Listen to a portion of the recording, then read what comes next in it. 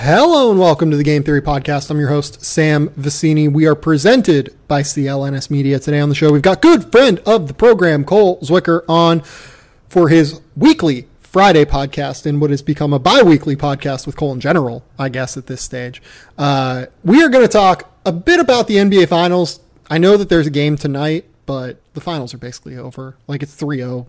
The Warriors are very clearly better than the Cavs. So we're going to just kind of talk about what we've seen so far. And, maybe we'll talk about it a little bit next podcast, but we're going to start talking more about the offseason at this stage. And what we're going to talk about in regard to the offseason today is restricted free agency. Restricted free agency is always a very fun topic because, it's always just interesting to talk about what is going to happen with these guys who are going to get paid.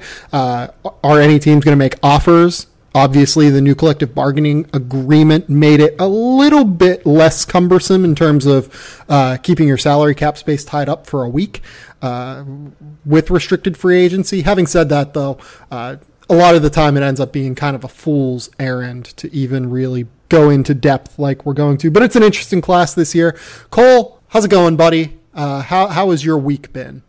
It's going well. It's, again, pretty jam-packed, trying to get all this prospect analysis in at the last minute. Just going back over tape. But it's fun to have the finals, even though, like you said, it's basically over. And, the offseason for many guys is like the real NBA season. It's the most alluring just because you have the draft and then you have free agency overall. And that's always a fun time. Yeah, so we've got the draft coming in basically 2 weeks now. And one thing that I'm going to be working on this weekend while Laura is out of town in San Francisco, I am going to be trying to break down, 1,000, 1,500 words on every lottery prospect at least. And we'll see where we go from there after that.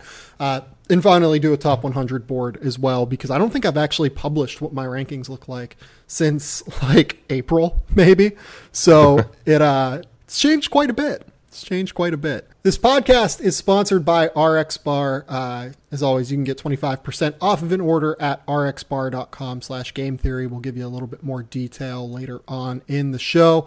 But first, NBA final stuff. Cole, what has been your grand impression of this NBA Finals? I think that we can just talk, like I said, as if it is over. I think the most bizarre happening was actually Game 3. You have Klay Thompson, Stephen Curry combining to go 7 of 27 from the floor. Steph was 1 of 10 from 3, and the Warriors still win in Cleveland. That is just a microcosm of the talent disparity with these two teams. Durant, it's just unfair. The guy 43 points on 23 shots in Game 3, and it's just, you can't beat this team when they're fully operating. There's just no answer for them because the top level talent is too high. They can have 2 guys cold one night, but one guy can go supernova, and that's still enough firepower to beat a team like Cleveland. I think, LeBron can only do so much, and I don't know what this means for the league going forward. I mean, Houston, of course, got really close to beating Golden State. If Chris Paul's healthy, we'll see maybe next year if they can get over the hump. But I think my overall takeaway is just this Warriors team is historically good, arguably the best team of all time. And when they're going at full force, even when they're not going at full force, they can still beat you. Yeah, that's where I'm at. Even when this team is going at 75%, you have to be on your A+ game to beat them. It's just the way it is. And the Cavs really can't beat the Warriors unless they're at 65%. And that sometimes happens with the Warriors. Let's be clear. They are not infallible. Having said that, they do really need to see the Warriors play a down game to have a chance to win. I think that might happen in Game 4, to be honest. It wouldn't be out of the question if the Warriors just kind of have a down game and end up getting to go home and make $1 billion for their final home game again this season. But I mean, it's over. The series is done. Especially with Iguodala back. 22 minutes in Game 3, only 8 points, but plus 14. You can just see his impact on the floor as far as just adding another decision maker. It's just so damn unfair that the Warriors have 3 of these top-level talents. 4 with Draymond. But their role players are so damn good at being unselfish and making the right decisions, like Iguodala, Draymond Green. Can't say enough about those guys. My favorite actions the Warriors run, again, or the patient ones, when they get the ball to either Draymond or Iguodala, and then the shooters all run off screens, and they just wait for the best shot. I don't think I've ever seen a team do that the way this Warriors team does, and it's enabled by the secondary guys like Sean Livingston. All these guys are super high-level basketball IQ guys who play unselfish basketball, and it just feeds right into their system. Yeah, the Warriors have 3 of the best scorers in the NBA. I think if Klay Thompson played for, Charlotte, he would average 25 points a night pretty easily, right? I would think so. Yeah, and then you have Stephen Curry and Kevin Durant, both of whom I believe have won scoring titles. I think Steph has one. So whenever that's the case, you just have to fill around, and it doesn't hurt that Draymond Green is the best role player in the entire NBA. I think by the time his career is over, he's going to have a case as, one of the 3 best role players in NBA history. And that to me is a Hall of Famer. But, I think that there will be an argument. Kevin Pelton put up a really interesting article. I want to say it was 2 days ago about Draymond Green's place in Hall of Fame standings. You should go read that on ESPN. But it's not only those 4. It's Andre Iguodala, who is a borderline Hall of Famer, maybe Hall of Very Good guy. It's Sean Livingston, who is incredible. It is drafting Jordan Bell and Patrick McCaw, both of whom, at least in Jordan Bell's case, and Kevon Looney, I think deserves a little bit of credit at least. Not a crazy amount because I don't think he's played super, super well, but he can at least give them 20 minutes a night of decent defense and offensive rebounding, we'll say. We'll just say offensive rebounding. But drafting those 3 guys to fill out the rest of the roster has really helped. And, maybe they've made some mistakes in terms of signing centers and placing their value there, signing JaVale, signing Zaza, signing David West. But at the same time, man, this team has just been so well built, and they've been a little bit lucky to get what they've gotten, but they are just an unbelievable organization. They really are. I mean, they've done this the right way. And like you said, a little bit of luck, but every team in history has needed luck to get to this level. It's just interesting for me to compare Cleveland and the Warriors at this stage. You look at the top level talent, of course, like Kevin Love can get to a star caliber player, but not as consistently as the Warriors' top 3 guys. And you look at the ancillary supporting cast, it's just a huge difference in IQ to me. Like the way these teams are comprised, like a J.R. Smith, Jeff Green, Rodney Hood, who had a good game 3. I mean, he was awesome in game 3, frankly. Played much better than Jordan Clarkson has for sure. But you just look at the disparity, not only in the top level talent of these teams, but in the ancillary guys as far as basketball intelligence, defense, everything. It's just the roster constructions couldn't really be more different. And it's going to favor a team like the Warriors because they really don't have it at their full capacity. They don't have really any weaknesses because they have high level star talent and they have high level role players. And it's just very, very hard to beat a team like that. I think you just kind of have to outlast them and see if Klay Thompson wants to stay on this team in a year. If Iguodala can maintain some level of play that's relatively high, I mean, he's going to start to depreciate likely a little bit, but that's kind of the only hope at this point. Unless you're Houston, you can really scheme against them, and maybe you get a game or 2 when some other teams wouldn't, because the Warriors are going to half-ass sometimes. You really have to take advantage of every single weakness that they have. Well, here's a good question. This is a more interesting question, I think, than just kind of talking about the Warriors as if they're God. What do we think happens when this Warriors team ends? What do we think happens whenever this Warriors team, finally departs from one another, or Draymond Green, for whatever reason, becomes less effective, or Klay Thompson decides to leave for greener pastures, or Kevin Durant decides to leave at some point? What is the effect on the rest of the NBA? Do we think that the big man will come back into vogue slightly? Do we think that the 3-point, shot is kind of out of the bag at this stage? And that's a ridiculous statement because of course it is, but also at the extent to which the Warriors utilize it, do we think it's out of the bag? Is the math just so overwhelmingly in favor of it that there's not really going to be any space for any other team building kind of exercises once the Warriors are gone? Yeah, I think 3-point shooting and spacing is here to stay. So is defensive versatility. Those are tenets that I don't see changing moving into the future. But your overall point as to the extremist nature of the modern landscape with the Warriors, with LeBron, I think there are going to be some alterations moving forward. You're going to incur less of a trade-off if you drop from, say, a Stephen Curry at peak value to even a Damian Lillard. That's a big shooting difference, frankly. Yep. And any kind of drop, I think you're going to see a ripple effect with the rest of the league. We look at the bigs moving forward, the landscape of who the elite players at the next era seem to be, and most of them are bigs, frankly, like Joel Embiid, Karl Towns, Kristaps Porzingis, Nikola Jokic, even the initiator types who, like big playmaking forwards, Ben Simmons, Giannis Antetokounmpo, both of those guys, or play more like bigs than they do guards. And I think that's all going to have a ripple effect for the rest of the league because the league is amorphous. It takes the shape of their best talent. And I don't think it's going to be the same as this current landscape as far as extremists. You're not going to have to deal with, the Warriors and like this level of shooting, which is historically good. But again, I think that some of the tenets are here to stay, just maybe in a lesser extent that allows you to get away more with playing maybe a tad slightly less mobile center than you would against, Stephen Curry is going to make those guys pay with crossover pull-ups at a higher rate. So I just think it's going to be a lesser version, but some of the tenets are going to stay the same. So yeah, that's a really interesting question, I think, too. Just you bring up the idea of, the league is amorphous to its best talents, right? And I agree with that. I think that is absolutely accurate. But are we starting to enter an era where the league's best talents are going to be bigs again? Because you look at the point guard class right now, it's not like the young point guards aren't necessarily overwhelming. You know what I mean? Like there are some good ones, but a lot of the younger point guards that entered the league over the course of the last few drafts haven't necessarily panned out. Like we're at a stage right now where, we don't know what's going to happen with Markelle Fultz. Lonzo Ball had a solid rookie year, but I think that he still has a lot of work to do. Dennis Smith has a lot of work to do. Maybe those guys come on and really take the league by storm. But, Russell Westbrook is 29 years old. James Harden is 29 years old, like over the summer. And all of these great point guards and great perimeter players. Stephen Curry, I believe, is also 29 years old.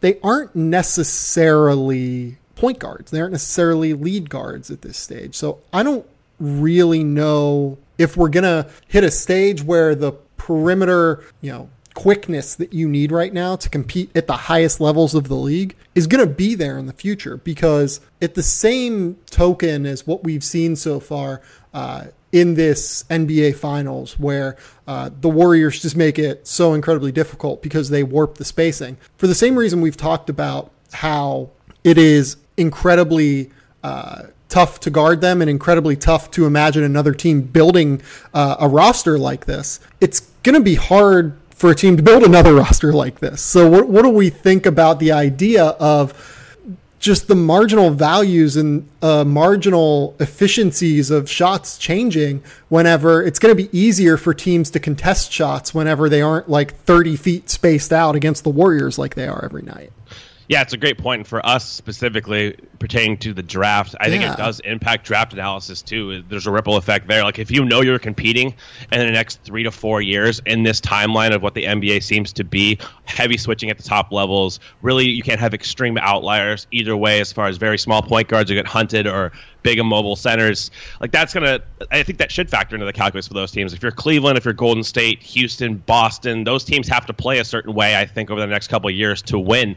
But if you look down the road 5 years, I don't know if we can really forecast with any kind of specificity as far as do we know what the league is going to look like for sure. I think we can assume that teams are going to keep playing, with pace. They're going to keep shooting threes, but there aren't going to be the same level of trade-offs again. So if you're a team that is building for the future, if you're the Kings and you're building to win in 5 years, I think that has to come into play too. Maybe you just take the best player instead of the best player that currently fits the trends of the NBA.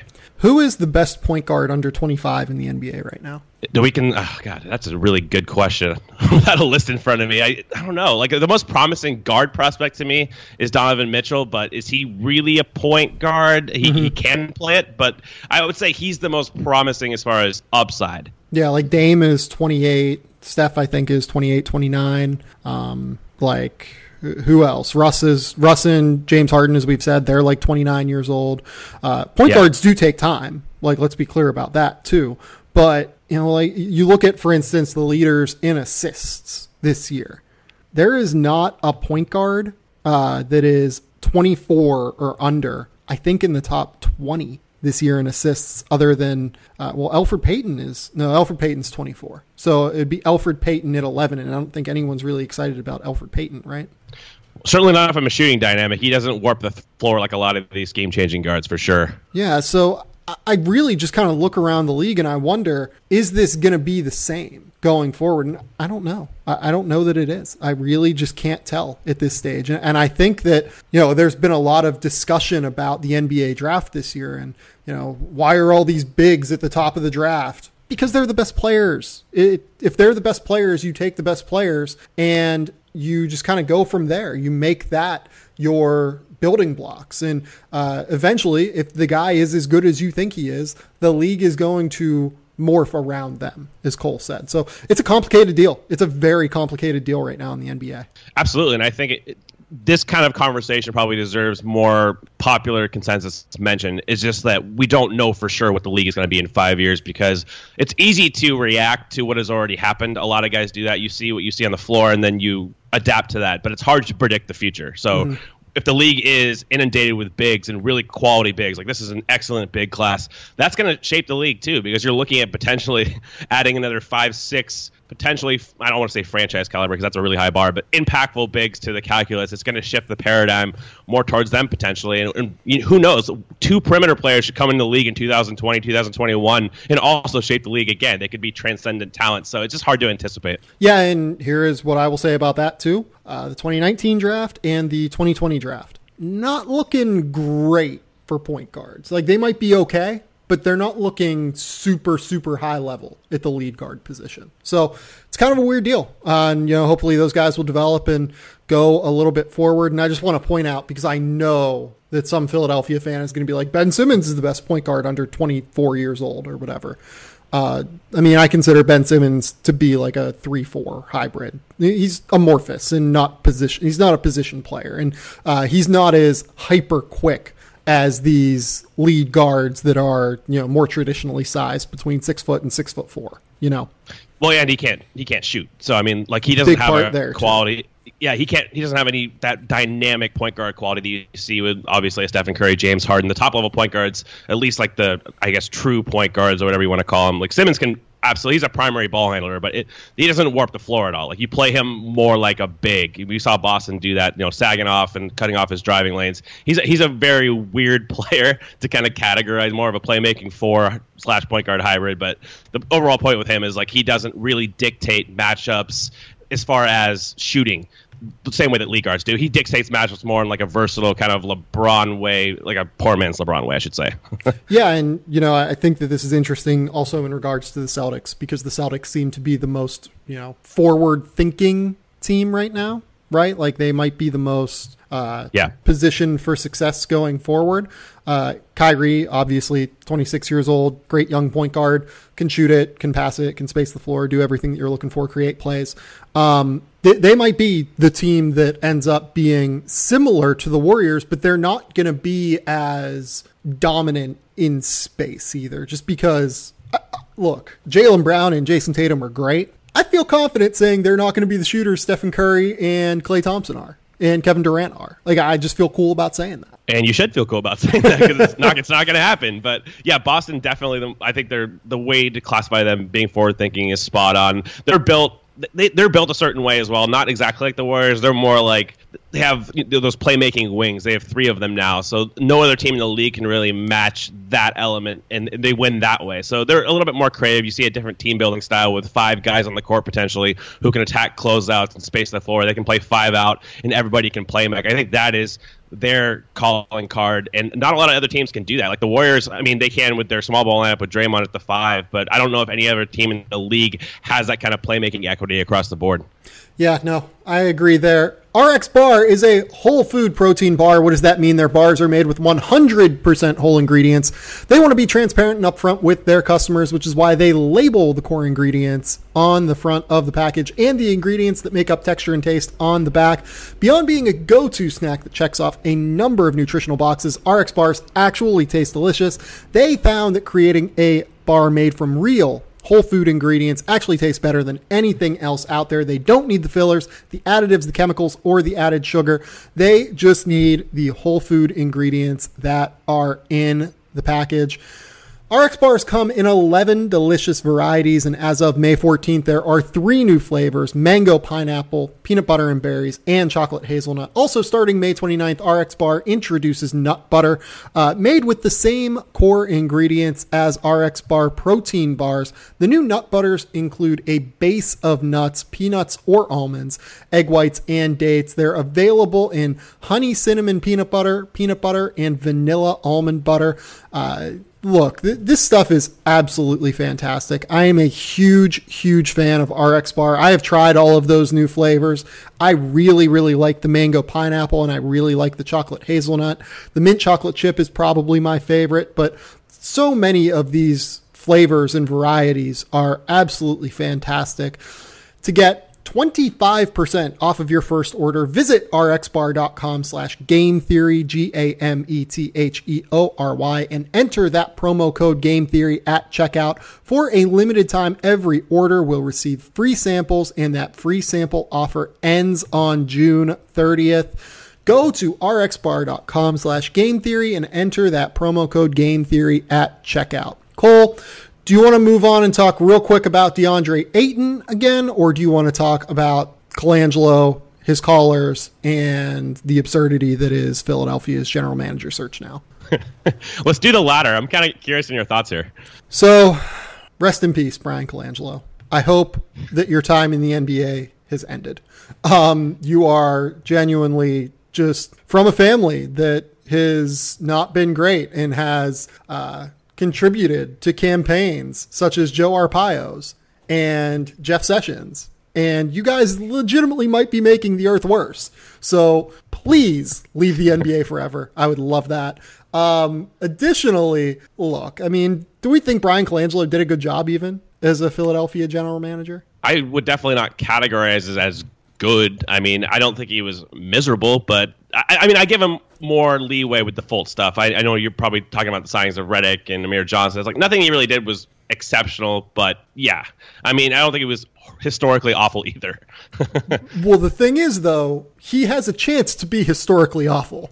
Like, if this Fultz thing goes as poorly as it went in year one, I don't think it's going to. But if it does, that is a historically bad job that could legitimately set back a team that was on the cusp of competing for championships and put them in a position to where they're not competing for championships. Like that has a real chance to be a significant issue for them. Yeah, absolutely. If you're looking at it from like a result standpoint, which you probably should in this case, because we evaluate guys by the end result for the most part, not necessarily the process. If you're talking about how he handled the Fultz situation post-draft or whatnot, I'm totally with you. But as far as selecting Fultz, it's hard for me to really blame him for that at one trading up when basically all of us had Fultz as our number one prospect.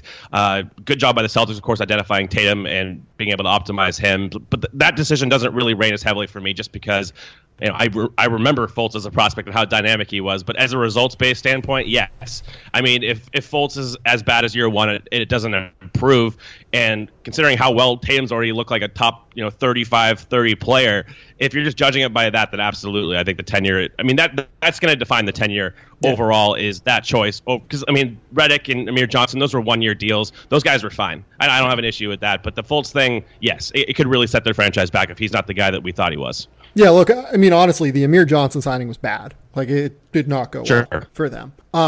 I will say, though, that I think the Redick signing is a positive for him. I know that he gave him $23 million, and that's a lot of money, but I actually think that it's a signing that was something that really helped them this year and helped them get to the 52-win mark that, was difficult for them to get to over the course of the last couple of years. Now we see if their defense continues to hold up. Lloyd Pierce is gone. He was their defensive coordinator this year. We get to see if Ben Simmons continues to take the leap. We get to see if Joel Embiid continues to become a top 6 player in the NBA and all of this fun stuff. Bryan Colangelo didn't do irreparable damage, but he might have really hindered them going forward. Like nothing that Bryan Colangelo did will really help them long term. Like he didn't really do anything that makes you go, oh yeah, this is actually something that is going to help them whenever Ben Simmons and Joel Embiid are competing for championships. 100%. I think that's the best way to phrase it. It's everything that's going on positive right now, basically everything in Philadelphia's organization originated from Sam Hinkie. I don't think that's really even debatable. The choice to take Simmons at the top, taking Embiid. Of course, there was the Okafor gaffe, but overall, I don't think that. I mean, they have two franchise cornerstone pieces, and that's because of Hinkie. They have the culture. They signed, they have Robert Covington because of Hinkie too, and unfortunately, he struggled in the Boston series, but he's still a really good player. And the infrastructure is all Sam Hinkie. I mean, the Fultz thing, you're right. If we look back at Colangelo's tenure in 5 years and Fultz is a bust, then yes, I mean, he did pretty large damage to a core that had a chance to compete, and they still probably will compete for multiple years. So if that's how his legacy is going to be defined, and I think there's a lot of merit to that, then for me, I don't see a lot of positive that he did. I mean, that's pretty clear. It's like I don't look at his tenure and say, oh, yeah, he's not a fungible GM. I don't know what he did that was really special, or what he was bringing to the table that would scream like we need to keep this guy regardless. Let's move on. Let's talk about restricted free agents now, because somehow, let's talk about Deandre Ayton real quick. Deandre Ayton went into Phoenix yesterday and had his, 1-on-0 show pony workout or whatever. I mean, who cares? None of this matters. I think they're taking him at number one. And the way that Phoenix media kind of saw it was that it was more of a coronation, it seemed like. Definitely did. I mean, that's all the reports, like my buddy Kellen Olson, all those guys were covering the event, and it really did seem like that was the case. I mean, just the level of Ayton saying, he's going number one, not based on intel, but just he's confident he is, and then hanging out with the players on the team, watching the finals game. It seemed like it was kind of a done deal. That seems to be the report today. I know McDonough came out and said they want to take the best available player. They talked about Bagley because he worked out there today, and described Bagley's workout, I think, as pretty or really good compared to Ayton, which was exceptional. I don't know if you want to read anything into anything that is said at this time of year, but it does seem like a little bit like it's a done deal. I'm not totally sure yet, but if I was betting on it, I would definitely bet Ayton number one. Yeah, I think I agree with you. We talked about DeAndre Ayton for an hour last podcast. I don't think we need to do any more, right? I have nothing else to say. I have nothing else to say about DeAndre Ayton, and I still have to write about him. There you go. Let's talk restricted free agency now. I've got a list of what I think is like 20 names here. We're going to talk about maybe like 10 of them in relative depth, but I'm going to give you the floor first. Who do you think is the best restricted free agent on the market this year? The best? That's really interesting. Just looking at a brief list right here, I would say, that's tough. Probably Clint Capela. I think he's number one for me. It's closer to him and Aaron Gordon, but I think that Capela is just a little bit more proven. Yeah, I had Aaron Gordon at number one. You could easily have Clint Capela at number one. I'm not going to sit here and argue with you. I think each team that is going to consider making an offer for one or the other is, going to be doing it based off of team needs, and you could, depending on the team, make a case for either of them. Absolutely. I think in a vacuum, like the positional value of Aaron Gordon might be more alluring, but I do think that Capela, just his switch defense, his length, and like if you can fit him in the right scheme, I think he's number one. Especially if you play like a spread pick and roll. I think the thing that's a little maybe overrated with him is he's playing next to two historically good creators for him, and he's playing in the perfect scheme where he's really optimized. If you don't play that kind of scheme, if you're more of a motion based and you rely on passing and shooting, I think that's going to be a tougher sell for him. Yeah, so Clint Capela this year, obviously an incredible season, averaged 13.9 points, 10.8 rebounds, 1.9 blocks per game, was just insane in the playoffs. He was absolutely phenomenal, upped his game in such a significant manner, especially in space on defense. He's done that all year, but he's really, really good. Overall, I'm just a huge fan of his game, and I think that he's pretty darn close to a max player. I don't know if he's going to get max money, but he's close. He is close, especially in this market when if you're another team and you're making a competitive offer, you probably have to overpay him a little bit to dissuade Houston from matching. Houston, what Houston does with Capela is going to be really fascinating because he is a special ingredient for them. He's their third best player, their most important player. So that's going to be really fascinating. But yeah, I could see him getting, over $20 million a year from one of these teams. It's just kind of a crapshoot on which team. Like we've heard all the Phoenix reports, but if they draft Ayton, they're not paying Capela $25 million. So who do you really think? I mean, what team do you think makes the most sense for Capela, just looking at it holistically? The Clippers would be interesting if DeAndre decides to leave. It seems like he's interested in potentially the Rockets. That'd be a funny little trade. Beyond that, Portland could maybe make sense with Yusuf Nurkic, but that would have to be like a sign and trade kind of deal. And those are incredibly difficult with restricted free agents, if I remember correctly, right? Yeah, it's definitely a different process. For me, really quick, I think Dallas is kind of interesting. Depending on what they do at number 5, they could easily take one of those pedigree bigs. Like, people think they're going to take Mo Bamba. If they take Bamba, I doubt they pay Capela. But that's kind of an interesting fit because they do run that heavy pick and roll 1-5 action. So that might make some sense stylistically. Yeah, Dallas would be really interesting from a team building perspective because they really could try and take something like Michael Porter. Like, that would be a team that would take a risk on Michael Porter. I know that Porter's back doctor was based in Dallas.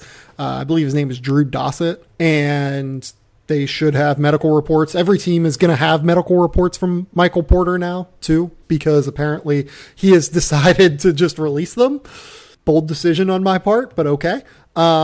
That would be a really interesting spot. That would be a very, very interesting spot to me. Now I'm like, now I'm stuck on Clint Capela, man. I gotta find more of these spots. I think that those are the two though, right? Like the Clippers and Dallas. For me, yeah, the Clippers would be really interesting too. Like you said, for a DeAndre replacement, I'm not sure if they want to maintain cap flexibility moving forward to maybe pursue a higher level guy than Capela, but it's hard to see them really probably landing a guy that's higher quality than Capela does. It actually fits their arc of staying flexible, staying younger, pairing him with Tobias Harris. I think that's actually a pretty interesting 4-5 pairing. I agree with that. But yeah, could you pair him in Chicago with Lauri Markkanen? You could. I keep forgetting the Bulls have a ton of cap space, don't they? Yeah, the Bulls have like $1 billion to spend. Yeah, that's really interesting, actually. Again, it just sucks for me because you come back to the point guard play there.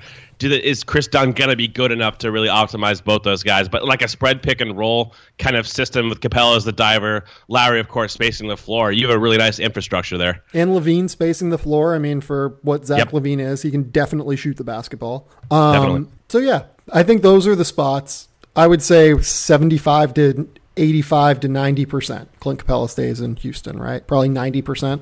Is there a number that could be offered to Capela that Houston would not match? Of course, there's going to be. I think they're going to get involved with LeBron. I mean, I'm pretty confident that Morey's going to try. I mean, we know Morey, and he's going to do everything he can to get the best talent. But it's hard to see if that doesn't play out and they can't get another one of those feature stars. It's hard to see them not matching on Capela. Yeah, it'd have to be a max, right? And even his max, they probably match, right? I think they have to. I mean, they might be forced to get off Ryan Anderson's money and trade a couple first-round picks or trade one first-round pick. I think they do that and just match Capela. Yeah, no, I agree with you. Let's talk about Aaron Gordon because it does actually seem like there's a non-zero chance that Aaron Gordon goes elsewhere, right? Like Orlando, this front office did not draft him. I know that he is probably their best player. Like, I feel pretty good about saying at this stage he's their best player.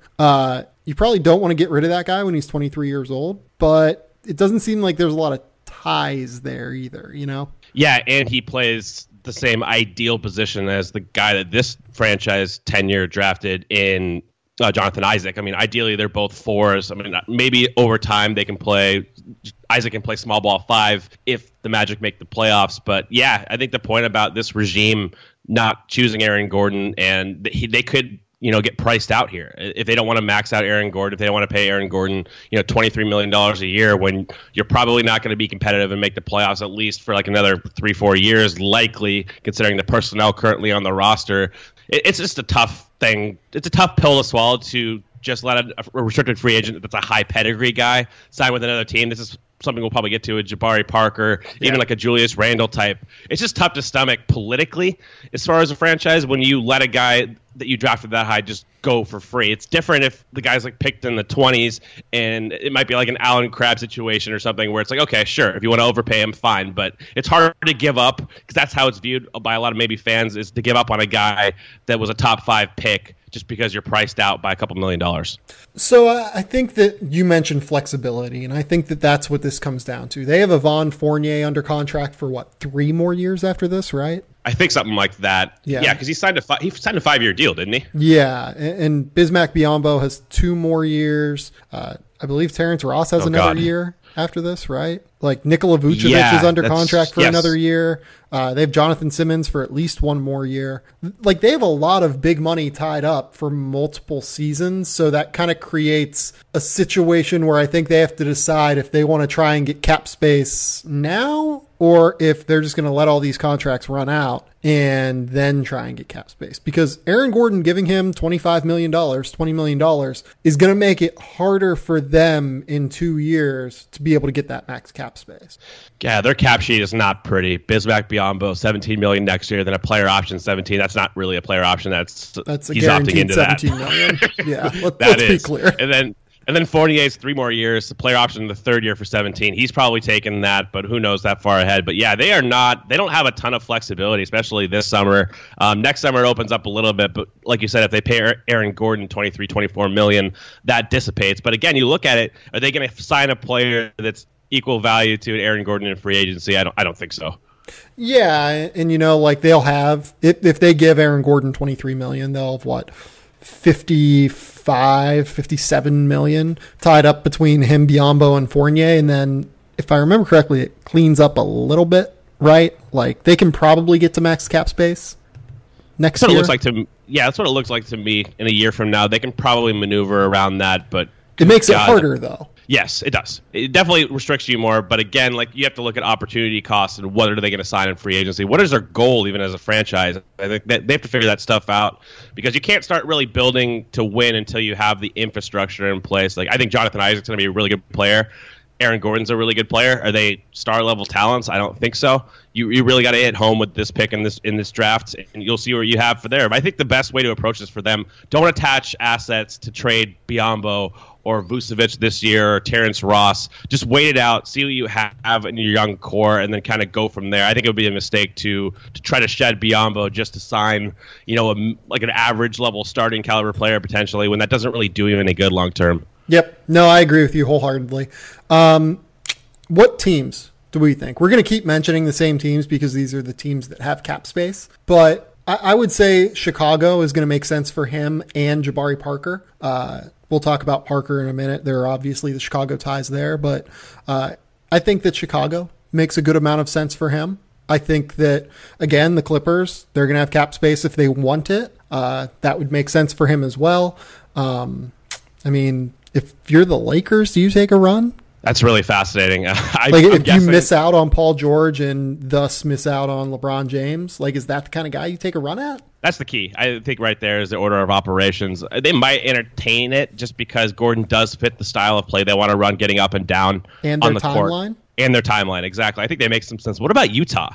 This is kind of interesting to me at the 4 spot because Derek Favors is a free agent. Could they get involved playing Aaron Gordon at the 4 next to Rudy Gobert? That seems kind of interesting to me. What kind of money do they have? That's a good point. No, I was going to ask you that. I don't have all the numbers in front of me, but I think they have. I thought they had cap space next year, but maybe that's potentially wrong. They just have a lot of decisions they have to make with some of these guys like Dante Exum, Derek Favors. So maybe they won't end up actually having cap space, but that's a intriguing bit from a team that could really optimize him long term with their core. And then right now, I think he actually helps them and provides a really nice fit next to Gobert, frankly. So, yeah, right now they have $75 million tied up because of the Gobert, Ricky Rubio, Joe Ingles, Alec Burks, and Jay Crowder contracts.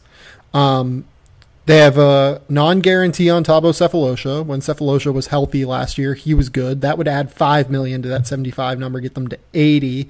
Jonas Jerebko and Epe Udoh, I would imagine, go in this case. The rest of the way, they don't have any big time cap holds that they have to worry about. If they're signing Aaron Gordon, they'll just cut that cap hold with Derek Favors.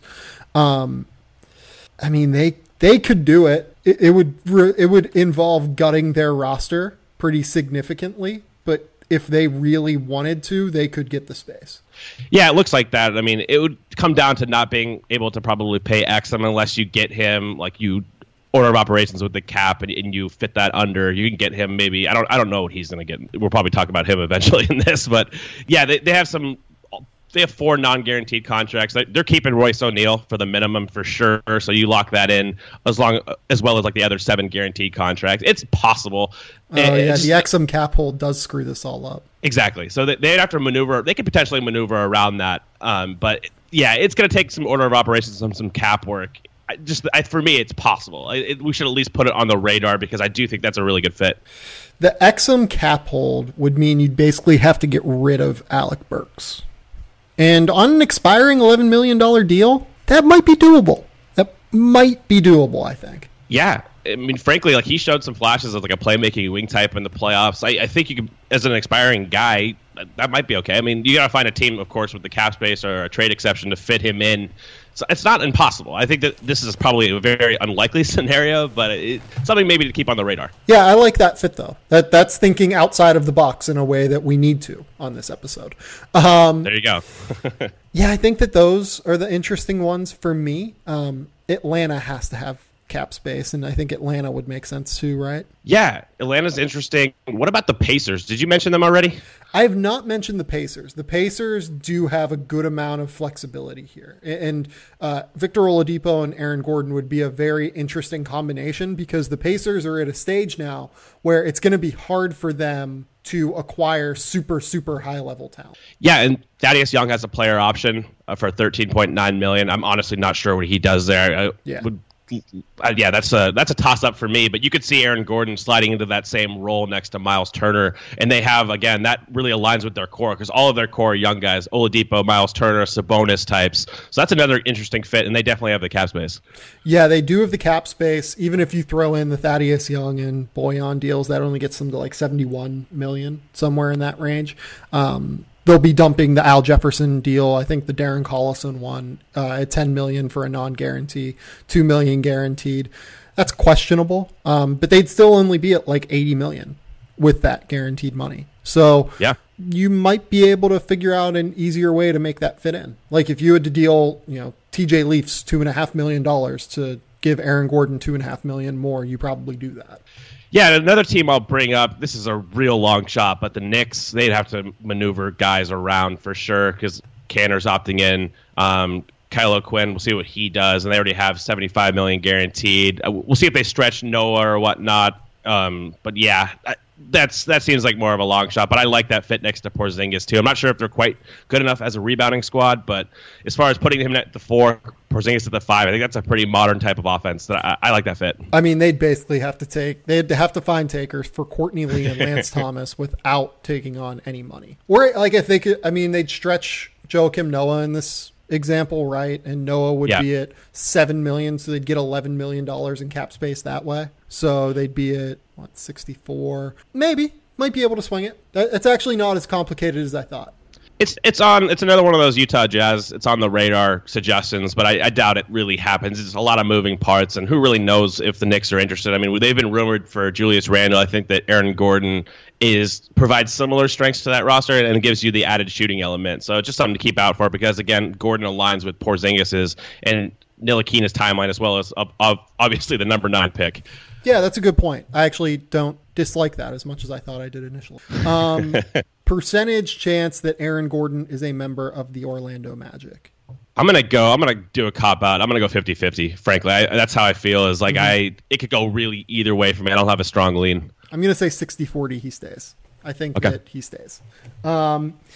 Next tier of guys, I've got Jabari Parker, Zach LaVine, Marcus Smart, and Julius Randle. Yeah, that's a really interesting tier. I think I just went on Locked On Bucks, and we talked a little bit about Jabari's situation. We've done this before on the podcast, and good God, that's the toughest situation of the offseason for me. It's a very complicated decision. When Jabari has been healthy and, actually gotten a full offseason and gotten a chance to show what he can do, he's actually been really good. That 2016-17 year, 51 games, 50 starts, 20 points, 6 rebounds a night on 49% from the field, 37% from 3. That's a really good offensive year. And he was bad defensively in the playoffs, but there were also kind of flashes of him being useful as well in certain games against Boston. Bizarre player. Very tough guy to judge. And something that hadn't been in the calculus before, of course, because we didn't know about the coach, but having Budenholzer makes me more bullish on Jabari just because I think he'll be able to optimize him better than he had been in the past and really tap into that offensive upside, which you have to do with Jabari. So that's just another ingredient to this. But like we've talked about in the past, like as far as year length of contract, the amount, like what do you think is a fair offer for Jabari? Do you think anybody goes over $20 million a year for him as far as other teams? I would say something in the range of 3 years, $55 million sounds fair. That's like 17 and a half, right? Is it 18 and a half? Somewhere in that range. Yeah, like that seems okay to me for him. And it's shorter term. I would like to get a non-guarantee on that last year, like based off of injury maybe, if he plays a certain number of games in the first 2 years of the contract, that money becomes guaranteed. Like, does that sound right? That's interesting, like kind of an Embiid dynamic with the contract. I think you could definitely see something like that originate. We probably won't even get details on it because they rarely are leaked at the time, although I think that sources have gotten better over time. Is there a team that stands out? You already mentioned Chicago. Do you think that's a tenable fit next to Lowry long term? Like, do you play in Jabari at the 3, Lowry at the 4? Or are you just saying screw defense? We're just going to have all the spacing, all the playmaking, and playing those two at the 4 or 5? Are you saying if he was to sign with Chicago? Correct. Yeah. I think that they're versatile enough to be able to do both.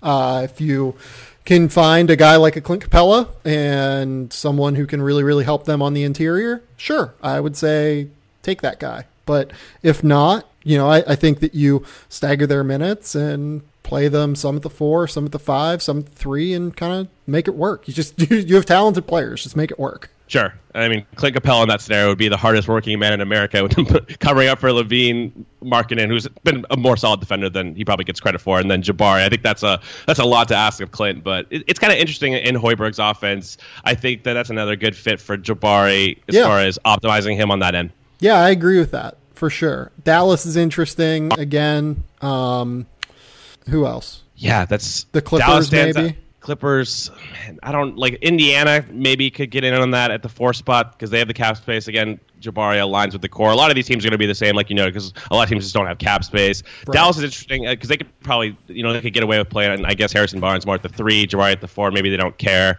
but they've shown proclivity to take chances on these pedigree guys. So you could see them being interested in Jabari. Do you think it says anything that Jabari Parker was not a part of the team meetings to woo Mike Budenholzer?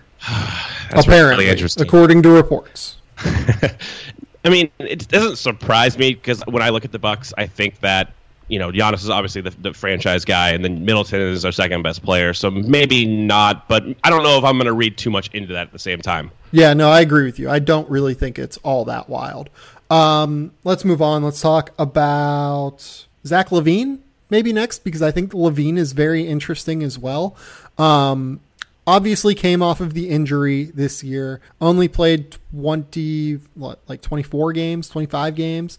Now I'm pulling it up here. We got 24 games, 16.7 points, 3 assists, 3.9 rebounds. Didn't quite shoot it as well. I didn't think he really had the same bounce that he had, but next year is the key year for all of this. So do you pay him and just hope it's back?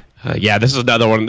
Might be the second most difficult decision as far as putting yourself in their shoes realistically, because they did sacrifice Jimmy Butler to get him, LaVine being one of the primary fixtures in that trade along with Chris Dunn. Yeah. Of course, they have Lowry Market, so that's already paid dividends there. So maybe they don't feel as pressured to sign him and lock him up. But I think LaVine they will, for what it's worth. Yeah, I do too. And I think LaVine has a lot of leverage here, and his agent knows that. So I would be surprised. Yeah.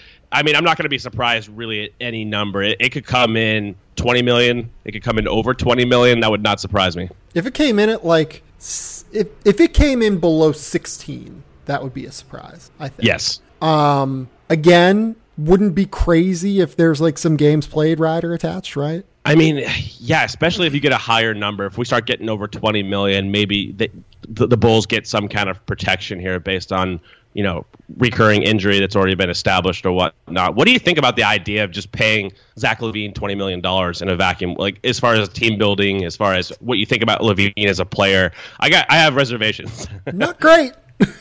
Yeah. Not great.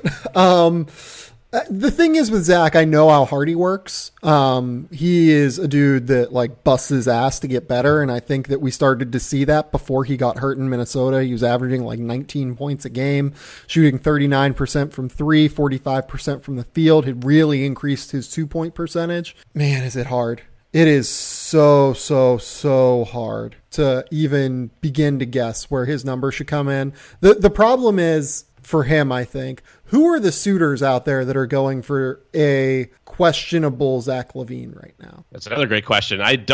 Nobody really stands out to me. Nobody pops as far as being hyper interested. Again, I think like maybe the Pacers would, but Oladipo plays the same position. Yeah, I don't think that they're interested. I don't think Utah would be interested. I don't think. No. I mean, or the Clippers maybe, but they're going to draft someone. So like probably not. I don't think the Lakers would be all that interested.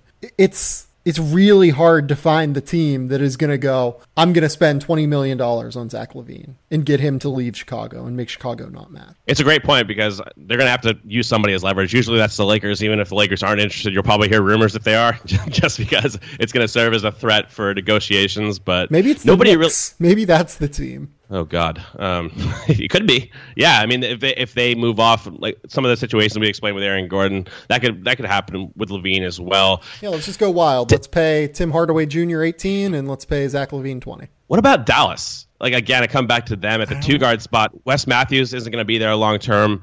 I mean, I think it's untenable next to Dennis Smith defensively, but I mean, they could view it as just like that's one of the most athletic backcourts in the league right there. Probably is the most athletic if Zach comes back and is bouncy. Yeah, I don't know. I don't see that as the team. I don't know why. I can't really explain it. Like he doesn't seem like an Atlanta kind of player. Like it feels like Atlanta is probably going to try and build on both ends, right? So like Atlanta doesn't really make sense to me. I mean, maybe Dallas, but I don't think Dallas is going to, I just don't think anyone's going to spend 20 on Zach LaVine except for Chicago. Got it. Yeah. And I mean, that's definitely fair. Like it's hard to find. They're kind of bidding against themselves. And that's the worst part about this is frankly, that seems like to be exactly what's happening is they are bidding against themselves. And if they overpay by $5-6 million a year, like, I don't know, like, why would you do that? Like LaVine's agent has leverage with the historical precedent of the trade and whatnot. But if you look around the league and you are kind of what the league values you at, I mean, you can say this player is worth $20 million, but you are what the market is. And if his market is not hot, if it's lukewarm, if a team's willing to pay more $15 million, the Bulls should definitely take that into consideration when they make their offer. Yeah. But like he also has to accept the offer too. And that's where it gets really difficult. So I don't think he's a qualifying offer guy. I think he gets enough money to where he sticks. I would say the number is going to be at like 18. That's reasonable. I think I would go maybe between 16 and like 22 on the high side or something. I don't think he gets maxed, but I would not be surprised if he got paid over 20 a year. And by the way, if I was like offering, it would be more like 14 for me. Like, I don't know that I would want to pay much more than that. Oh, absolutely. 100% agree. Like maybe even less than that, to be honest. So yeah, that's, he's a really tough one. And another really tough one is Marcus Smart. Boston is in just such a weird spot because they have Terry Rozier. They have him as a free agent.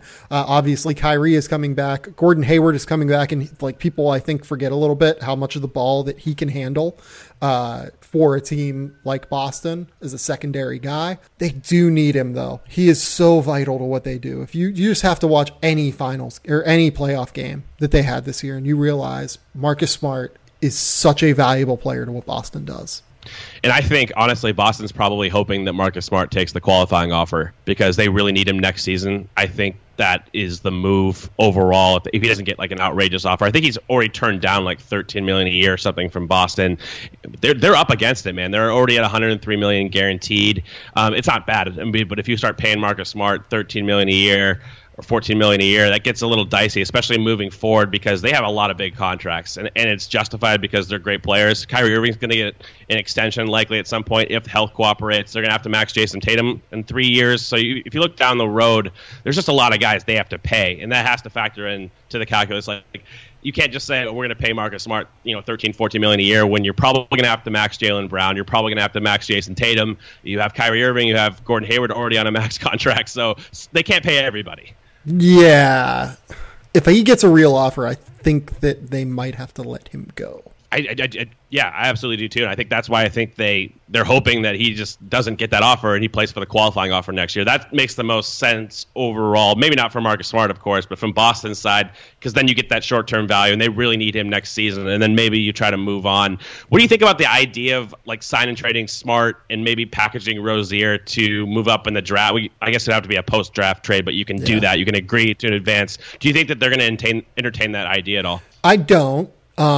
I do, like, you hear the rumors that they do want to move up. I just, I don't think that Marcus Smart will be involved in trades pre-draft to like move up in the draft. The team for me here is Indiana. I think Indiana makes so much sense for Marcus Smart. They can build a killer defense. He can, replace Darren Collison. They can get rid of that money. They can just pay him like $12 million, $13 million a year over 4 years. And I think that's a really, really hard deal for Boston to match. Indiana definitely fits as far as culture. During the playoffs, we talked about like their toughness, like how they're designed. They are, a mentally tough team, mentally strong team, and he fits right into that kind of general character. Guys like Nate McMillan's really going to value someone like Marcus Smart. So I think out of all the teams that have available cap space, that probably makes the most sense as far as a culture fit. What number do we think Boston does not match at? I think if Marcus Smart gets a $14-15 million a year offer, I don't even know if they'd match like 12 or 13, maybe 12. That sounds the most reasonable. So maybe anything over 12, they don't match. But God, I mean, looking at their cap sheet, I don't even know how they match 12. I think they would match 12 and just make it work at some point. I think that they would think of 12 as an eminently tradable deal and just say, okay, yeah, we'll match this and deal with the problems next year. I think that once you start getting into like 15 range, I think that's where it gets hard for them. 15, 16 would be a more difficult deal to trade. As long as the deal is tradable and movable, I think they match anything. But 16 is really tough with Marcus Smart because that'd be like 464. That's hard. Yeah, I agree with that because I think, again, you have Smart at least for one season, then you figure it out after that. Maybe and 12 does sound more reasonable for some reason than like 15 or 16. Just overall, I think that's a pretty big divide as far as trade value potentially. So it's like 30% more salary. Exactly. And it just sounds, for some reason, like in this situation, it just sounds far more reasonable than maybe the drop off is for a lot of players. I don't know if I feel like super comfortable paying Marcus Smart $16 million a year. Like, I like him a lot. I think he's a great player. He does all the small things, but it really has to bear mentioning that the shooting is just not great, man. And like how it's just not that good. Like, I don't know if he's going to be super high level if he doesn't get to more of like league average, like capable from three, but he does do all the small things. I still value him. But again, Indiana is the team here for me. Yeah. If you're Indiana and you have a chance to get Marcus Smart, I'm probably willing to go to 16 if I'm Indiana. Okay. Just because, again, they're in that middle ground now, and it's going to be really hard for them to acquire talent after this season because they're going to start paying guys. Like they just have to start either paying Miles Turner because his contract is up after next season. They have to figure out what they're going to do at the 2-3-4 long term. Really the 1-3-4, depending on what you classify Victor Oladipo as. It's going to be tricky for them, but the Victor Oladipo deal at $21 million gives them a lot of leeway to make calls. And Dallas, again, just because they have cap room, might be another option here, but he doesn't really seem like a Dallas kind of guy, what they're going to covet as far as utilizing their cap space. I think they might shoot for someone with a little bit higher upside. Be problematic in terms of spacing with him and Dennis Smith. Maybe Indiana does wait. Maybe they just say, hey, we can wait for 2019-20, but like there's not a robust history of stars signing in Indiana. They tend to do well on the secondary market, like where Marcus Smart fits. Sure, yeah, they're not a dynamic destination, so absolutely. And that's really interesting if they just waited out. Maybe they're like, okay, if Marcus Smart takes the qualifying offer, we get a shot at him as an unrestricted free agent type. But I don't know how forward-thinking that's going to be and how realistic it is because the market could be more lucrative in 2019. Who really knows with these things? Well, it's that, and right now with Marcus Smart, you're probably bidding against 6 teams versus bidding against like potentially 15. You know what I mean? So exactly right. Julius Randle is the next one. Julius Randle, he had a great year this year. He, I think, really improved on the defensive end. He really moves his feet well. You can legit run like relative 1 through 5 switching defenses with him at the 5. That's a major, feather in his cap. He also really improved as a passer over the last 2 years. He averaged 16 points, 8 rebounds, and 3 assists. The jump shot still is not something you want to trust, but he always is trying with it. Given his ridiculous per minute production, like he was per 36 minutes, a 22 point, 11 rebound, 3.5 assist guy a game on 56% shooting from the field while playing good defense in space. What do we think? I would imagine he is the most open of these guys in terms of destinations. It's very interesting because the Lakers situation is so atypical as far as in this offseason. I mean, their priority list is pretty well set. They're going to pursue stars. They actually have the market to do that. But they do value Julius Randle, and so do Lakers fans. I mean, Lakers fans love Randle, and I think it's justified. He really improved as a finisher this last season, too.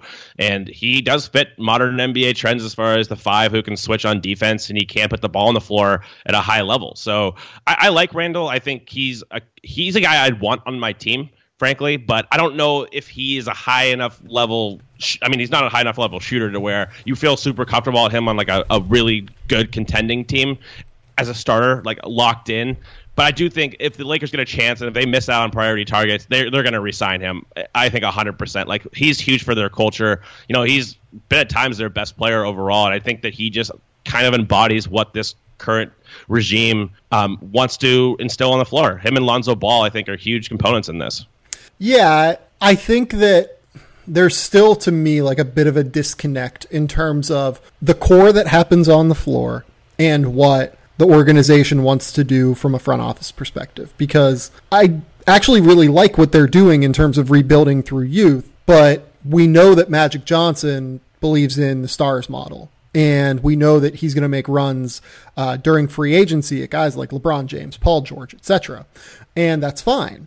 I just wonder if they see him as big a piece of the culture as what I think the guys on the floor see it as, It's definitely fair. I mean, if we're choosing between Julius Randle and stars, they're going to choose stars. Like, that's 100% right. I'm just saying, like, as an ancillary option, if they don't get the Paul George, if they don't get LeBron, if they don't trade for Kawhi or whatnot, I think they're going to try to lock Randle up because he is important to what they do to an extent to where I don't think they're going to feel comfortable just letting him walk if they can't really replace him short term. So I do think he's a part of that core moving forward, but he's not like irreplaceable, clearly. I mean, if they're prioritizing other players, he's probably not going to win that argument. Where do you see him as far as potential fits? We talked about the Knicks in the past next to Porzingis. Is there another team that really stands out for you? I think the Knicks are great. I think Dallas would make sense because they just need big guys. I think that Chicago with Lowry would be interesting. It would definitely run switching defenses, and you'd have enough size there with skill to where it fascinates me. Atlanta is more interesting for me there than you would think, depending on what they do in the draft. I guess that John Collins throws this all for a loop too, though, because I have no idea what they do with John Collins in general. I think those are the fits. Like, I don't think Utah gets involved if Derek Favors leaves, right? Yeah, that's tougher just because I don't know, like, fit-wise, I don't know if you can play Randle next to Gobert, and they have such an entrenched 5 there. It's not like Randle's value to me is at the 5. Like, if he's at the 4, like, that just becomes difficult unless you have, again, like an inverted deal where you have Porzingis spacing the floor. So then, like, a guy like Porzingis makes the most sense with Randle, someone who can space the floor like that and really open up driving lanes for him. So I like the Knicks. We talked about this in the past. I like the Knicks as like the best fit here, and that could be an option. I mean, depending on where they go in the draft, it seems like they're going to go perimeter player in the draft. There's been some Wendell Carter talk. I don't like that at all. Frankly, I love Wendell Carter, but I don't like him in New York. But if they go perimeter play, if they go Miles Bridges, if they go Mikal Bridges, I think you could see them look at a guy like Julius Randle in free agency if they can clear the requisite room. Yeah, and Indiana Pacers, I think, again, make relative sense there. Yep. Next little list of guys, we'll move through these a little bit quicker. I don't think that they need full breakdowns, except for maybe this first guy here. Yusuf Nurkic is in a really weird spot. Like, the weirdest spot of any free agent, because he's good at basketball. We know that. He can rebound. We know that. He is efficient at scoring inside. He likes to take a lot of mid-range jumpers, which is a little bit scary. This is an incredible sell job, by the way. He's very slow defensively. Do we think he's a good rim protector? I don't really have a great feel for that yet, to be honest. I mean, he's fine in like a drop back setting. I think he's passable, but again, in the playoffs, if you can't guard in space, the rim protection doesn't really matter as much. Yeah, like he really can't guard in space though. Like there's a difference between someone like say we talk about how Marvin Bagley struggles in space. He's at least quick enough to stay with guys. Yusuf Nurkic really can't guard in space. Yeah, he's not a playoff caliber big. I mean, he's a low usage or a high usage, low minutes guy in the playoffs in certain matchups, but he's not going to be a starting caliber guy. And of course, Portland's already locked in, 105 million guaranteed or roundabouts. Yeah, it becomes an issue because, I mean, how much is a guy like Yusuf Nurkic worth them? They don't really have a guy who's ready to step in necessarily. Like Zach Collins, I'm really, really high on, and I value him a lot more than Nurkic as an archetype, but is he ready to step in year 2 and be a competent starter? Maybe, but I don't. At the same time, I'd rather roll the dice on Collins than I would paying Yusuf Nurkic anything close to probably what he's going to be. I don't even know what he's going to be offered, frankly. I think other teams aren't going to really value him as highly, especially playoff caliber teams. But I don't want to pay Yusuf Nurkic, even over $10 million a year when he's not going to be valued in my team in the playoffs. Yeah, like if he gets mid-level exception offers. So what is that? That's like 4 years, 34, 35. Roundabouts, yeah. Probably takes the qualifying offer, right? I would think so. That's going to be, that's really fascinating. I think so, yeah. He would probably take the qualifying offer and just test a better market. Would Dallas offer him $10 million a year? That's really interesting. I mean, Would it they depends offer 12, again. Something like that? Maybe 10, just because he can be a rotation big, depending again on what they do in the draft. But even if they take like a Mo Bamba at number 5, they could still see Yusuf Nurkic as more of a stopgap. So maybe they offer him a little bit lower monetary deal. But God, it's just hard to see any team based on what we've seen, even though Dallas is not going to make the playoffs. So maybe they're just viewing him as a stand-in starter while like a guy like Bamba develops. But it's just a hard sell for me, man. Yeah, and the thing with like the stand-in starter model, those guys tend to be like super high character guys. And that's not to say that like Yusuf Nurkic is a bad human being, but there are like things out there about him being somewhat petulant at times.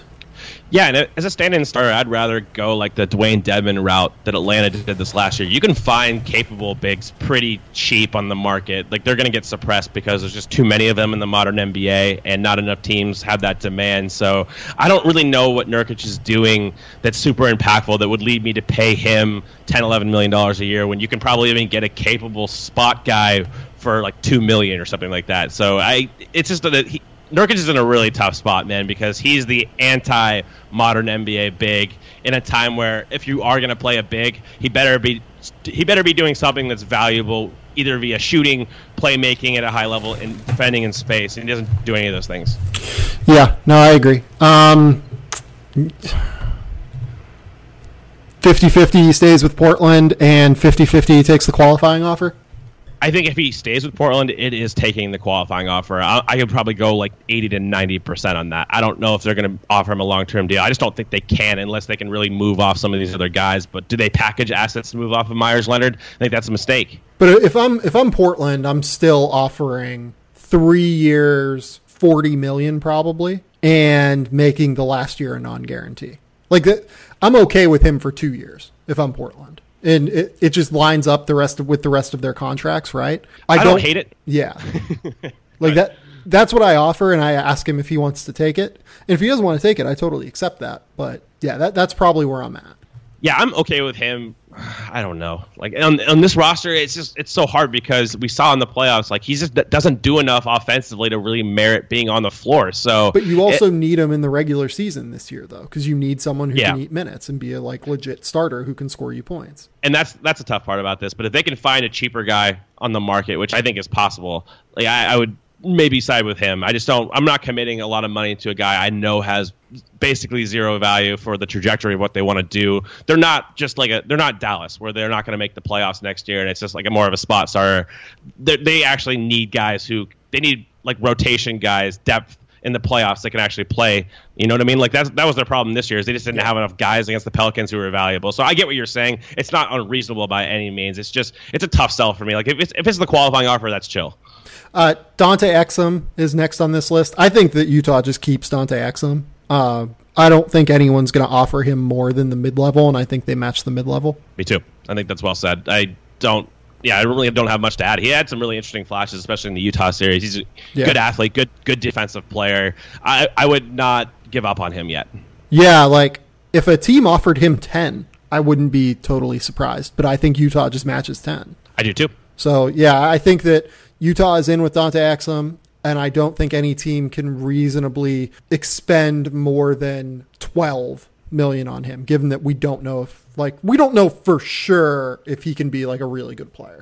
Indiana's another interesting team here, though, just pairing him with Oladipo. I mean, the shooting isn't ideal, but man, that's a big athletic backcourt. I think they might entertain it, but again, we're looking at probably $10 million in Utah. I don't see how to let them get away, being a pedigree signing as well. Yeah, if you're Utah, if it gets to 13, do you still match? It's really tough. It comes down to opportunity cost. I mean, if you can get a replacement that is capable and helps you both short and long term on that same trajectory, then maybe. But man, these are the situations I don't envy, and why it's tough in the draft to take guys who are more uncertain at the top that end up not panning out, because you do feel kind of obligated to pay them, because it's like you don't want to admit it's a sunk cost. And Exum is by no means a sunk cost. I still have faith that he can be a capable player, but it just puts you between a rock and a hard place with some of these decisions.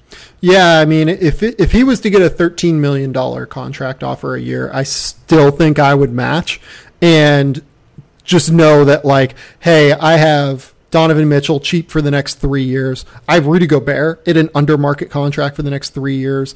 Both Ricky Rubio and Alec Burks are up after next season. Joe Ingles is under a market. There's an under market deal as well now, because he's actually like a legit mid-level starter in the NBA. I think I just match it, knowing that I only have like $44 million guaranteed next year, maybe $50 million guaranteed after next year, and say, hey, Dante, you want to take 13 of that? Go ahead. We're open enough. And of course, they're going to have much better information on Exum's health and like his work ethic and everything like that in practice. So we're kind of obviously very distant from this situation. And you really have to believe, I think, in him as a person and his ability to develop, to invest, $13, $14 million. If that ends up being the case over multiple years, guaranteed, and they're going to have a much better read, obviously, than we do.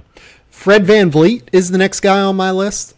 He is an arena steal guy, so he can only get, what is that? It's going to be like 216 plus, you could, I guess, theoretically max him. So his number is capped at 66, right? Something like that.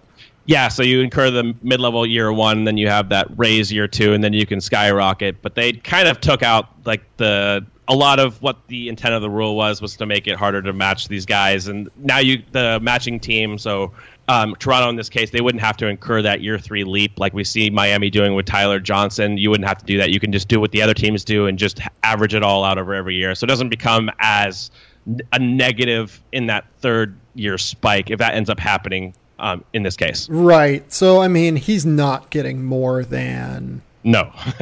He's not getting more than $8 million a year, I don't think, right?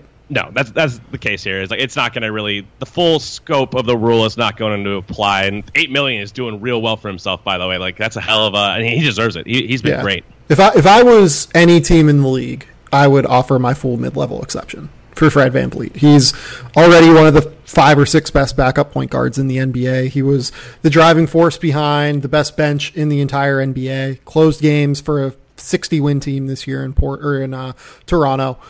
Kind of a no-brainer to me. If I was running any team, maybe even he gets a little bit more than that, but I'd be surprised. And man, Toronto has a full cap sheet, but it's still hard to see them. You have to do it if you're them. Yeah, that's interesting. I mean, you got to match and you got to try to maneuver some of these guys around. Like I think you could see them try to engage maybe a Norman Powell trade because he was out of the rotation for a lot of the year. So you make it work. That happens anyway. Yeah. Yeah, you make it work. I think that they match. Yeah, I think that they're going to match just about anything reasonable for him. Elfrid Payton is a really interesting one. I think a lot depends on what Phoenix does in the draft. I think that they probably would prefer him to take the qualifying offer. Yes, I agree.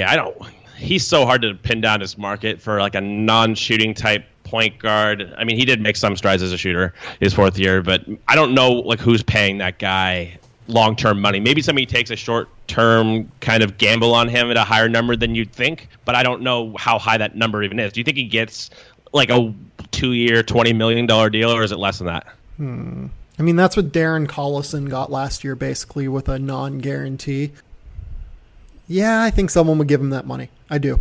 I don't know. It's definitely possible. That's the problem. Yeah. Like, I don't know who gives him the money. Like, could New Orleans? Does New Orleans have the space if DeMarcus signs elsewhere? Oh God!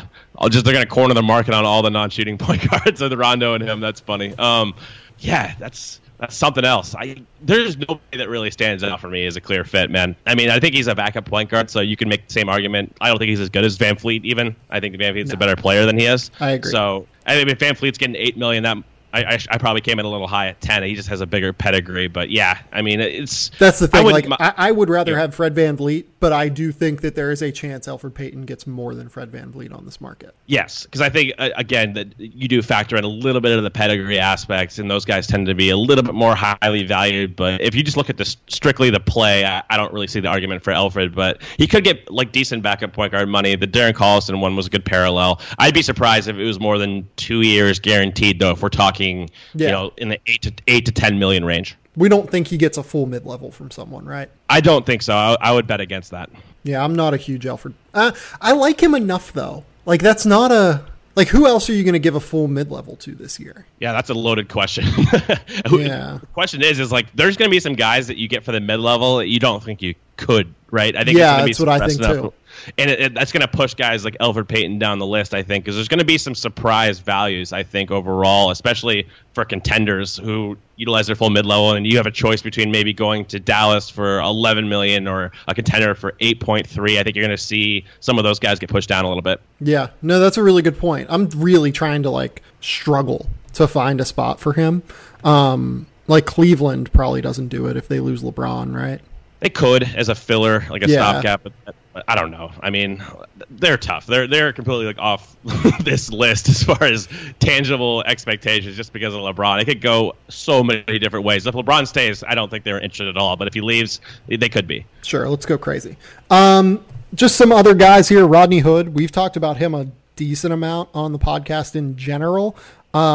He has to be a qualifying offer guy, I think. I don't know what the hell to do with him, man. I thought at one point he was going to get $15 million a year. So did I. Around Gary Harris type money. I mean, he's not quite as good as Gary Harris. He's not nearly as good as Gary Harris, maybe you could argue. But I thought a year ago you could make that argument with a lot more credibility. Now I think you're right. I think he's a qualifying offer. He's got to prove his character. He's got to prove his game. And then you try to cash in 2019. I think that's actually the move for him. Yeah, like his upside is still that $15 million a year.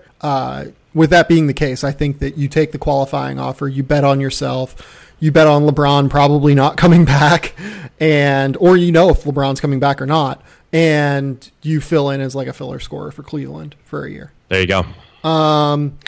Next guy on my list here, I'm a big Montrezl Harrell guy. He seems like a good mid-level guy for someone. I'm a fan, man. He's been, every time I've watched the Clippers, which honestly isn't a ton, he really pops. I think he's one of the best kind of backup bigs in the league, fits the modern trend, really athletic, good play finisher. I would have no problem if somebody gave him the full MLE, frankly. I mean, as a backup big, I think that's fine because he can play in the playoffs. He can switch a little bit. He can't shoot, so that caps his value, his upside to me in the modern game. But I think he's definitely a rotation big and maybe even a rotation big on a really good team. I think he has that kind of ability. So, yeah, $5 million, $8 million, I would pay him anything in that range. Yeah, Montrezl Harrell might be the least heralded player in the NBA last season to average at least 11 points a game. He was really good. He was really good last year. I would make him a priority if I was a lot of teams, and I would make him a priority if I'm the Clippers too. He's a great backup option for DeAndre Jordan, I think. Patrick McCaw, Kyle Anderson, Shabazz Napier, Nemanja Bjelica, Noah Vonleh, Ty Wallace. Any of those guys stand out? I've always been a McCaw guy. He's just so hard because of the injuries, and he kind of hasn't been the same player this year as he was. He had some promising flashes his rookie year. I thought he's probably dropped off this season. I don't know, man. I thought at one point that he was going to be a get I don't know what to make of him at this juncture, but I would definitely take a chance on him. I don't know about what the number would entail, and we know the Warriors aren't going to be able to pay everybody. So he's someone that I have interest in long-term as a potential option, but I'm not going to break the bank for this guy, clearly. I just think there's too much uncertainty. I think I agree with you there. Bjelica is a guy that had a really good year, I think, and the Timberwolves would make sense to keep him. Shabazz Napier, I think, should be a guy that Portland tries to keep. I don't know what to do with Kyle Anderson, to be honest. I don't think anyone breaks the bank for him. Noah Vonleh has always interested me too, because he's actually I hated him as a draft prospect. I thought he was barely a top 20 draft prospect his year, but he's actually kind of developed into an interesting defensive minded player when he's been on the floor.